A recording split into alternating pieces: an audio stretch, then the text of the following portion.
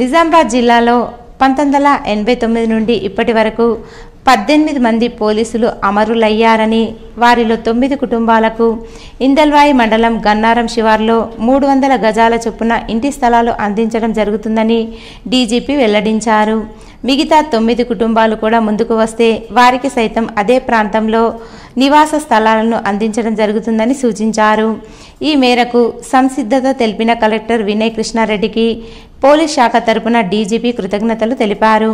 సమాజంలో శాంతి భద్రతలను పరిరక్షించే విధుల్లో నిమగ్నమవుతున్న ప్రాణాలు త్యాగం చేసిన పోలీసులు, వారి కుటుంబాలకు ముఖ్యమంత్రి రేవంత్ రెడ్డి నేతృత్వంలోని రాష్ట్ర ప్రభుత్వం ఎనలేని ప్రాధాన్యత ఇస్తుందని అన్నారు. ఇందులో భాగంగానే గత ఎంతో కాలం నుండి పెండింగ్లో ఉంటూ వస్తున్న పోలీసు అమరవీరుల కుటుంబాలకు పోలీసు అమరవీరుల సంస్మరణ దినోత్సవం సందర్భంగా గాజుల రామారంలో 200 గజాల చొప్పున ఇళ్ల స్థలాలను పంపిణీ చేసిందని హర్షం వ్యక్తం చేశారు. 2008లో ఆంధ్ర, ఒడిశా సరిహద్దు ప్రాంతంలో చోటు చేసుకున్న దుస్సంఘటనలో 33 మంది పోలీసులు అమరులయ్యారని డీజీపీ గుర్తు చేశారు. ఆ అమరవీరుల కుటుంబాలకు రాష్ట్ర ప్రభుత్వం తాజాగా నివాస స్థలాలను అందించి పోలీసు అమరుల త్యాగాలను స్మృతి పథంలో నిలిచిపోయేలా తోడ్పాటును అందించిందని అన్నారు. పేరు సంపాదించినటువంటి కాన్స్టేబుల్ అయినప్పటికీ కూడా నలుగురితో కలిసి ఉన్నవాడు, దానిలో నాలుకలాగా ఉన్నవాడు. పాపం ఆయన దురదృష్ట సంఘటనలో ప్రాణం కోల్పోయిన బాలకరు ఇప్పుడే వాళ్ళ ఫ్యామిలీని పరామర్శ చేసి పలకరించి వచ్చినాను. వారికి కూడా ప్రభుత్వం ఆల్రెడీ వారికి ఉదయం సీఎం గారు అనౌన్స్ చేసిండు.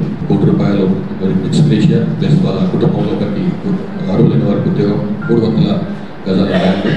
అట్లనే లాస్ట్ ఆయన సెప్టెంబర్లో వచ్చిన జీతం అయితే ఉందో అది ఆయన రిటైర్ అయ్యేంత వరకు కూడా ఆయన ఫ్యామిలీకి ఇవ్వడం, ప్లస్ ఇట్లా ఇంకా వేరే పోలీస్ డిపార్ట్మెంట్కి వచ్చేటువంటి కొన్ని సౌకర్యాలు సౌలభ్యాలు కూడా వాళ్ళకి కుటుంబానికి అందజేసినట్టు జరుగుతుంది. వారికి మన కుటుంబానికి నా యొక్క సంతాపం.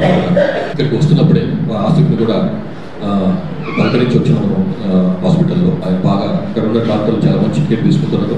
చాలా సీరియస్ ఇంజరీ అయినప్పటికీ కూడా చాలా కేర్ తీసుకుంటారు. ఆపరేషన్ చేశారు. సో వారికి కూడా హోంగార్డ్ ఉద్యోగం ఉన్న వీలైతే చూడండి అని చెప్పి ఎమ్మెల్యే గారు కోరిక. తప్పకుండా అది త్వరలోనే మనకు ఈ హోంగార్డ్ కూడా జీవో వచ్చే అవకాశం ఉంది.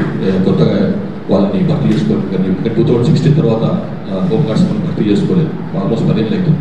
సో అది కూడా నడుస్తుంది. అందులో తప్పకుండా ఆయన కూడా మనం ఎందుకంటే వెళ్తారు కాబట్టి ఒక స్కిల్ ఉన్నటువంటి నైపుణ్యం ఉన్నటువంటి వాడు మనం నడుతాడు కాబట్టి తను కూడా హోంగార్డ్లో పెట్టించే ప్రయత్నం చేస్తాం తప్ప